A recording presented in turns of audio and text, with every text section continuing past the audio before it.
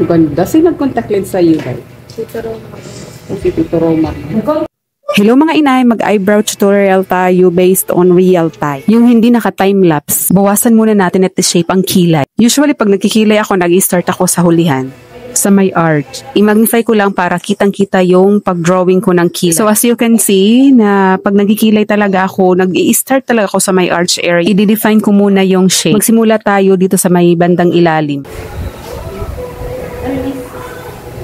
At pagkatapos ay gumawa din ng linya sa may upper part. Sa pagkikilay pala, follow lang yung shape ng eyebrow. Ikaw na bahala kung gusto mo ng manipis, malapad, or mataray na eyebrow shape. Pero ang peg ko ngayon, gusto ko yung natural lang at babagay sa ating kandidata. Then after that, i-fill lang natin yung eyebrows using the same product. I-fill na din pati yung may inner part.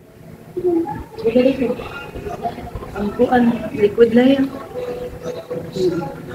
Nagawa ko na din dyan yung kabilang kilay. At pagkatapos ay i-fill ng eyebrow powder. So ayan na mga inay, natapos din. Thanks for watching. God bless. Pa-share na lang kung may natutunan kayo.